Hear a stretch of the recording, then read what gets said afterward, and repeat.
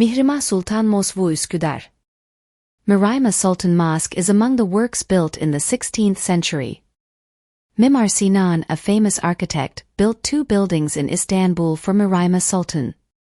One of these structures is located in the gate walls of Edirne and the other was built in Uskudar. It is the mosque built by Mimar Sinan for Mihrimah Sultan. It is one of the early works of Mimar Sinan. Its dome is supported by half domes on the other three facades except the front. The name Mirhimah is a Persian name meaning sun and moon.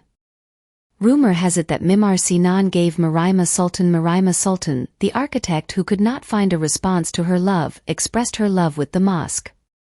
Although 500 years have passed since the construction of the mosque is still. It stands firmly. Who is Mihrimah Sultan? She is the daughter of Suleiman the Magnificent.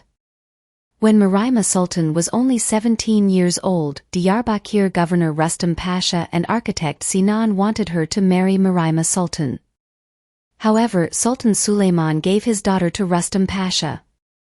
The mosque, for which Mimar Sinan prepared the project and worked on its construction personally, was completed in a period of 8 years, between 1540 and 1548.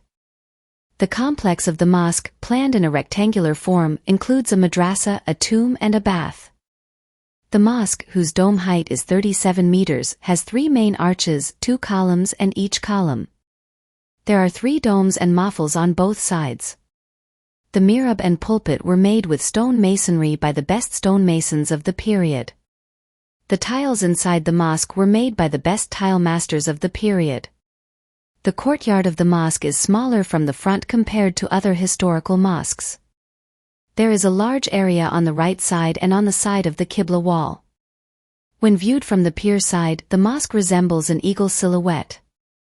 A part of the courtyard on the fountain side was added to the last congregation area and was built to be protected against the wind coming from the sea.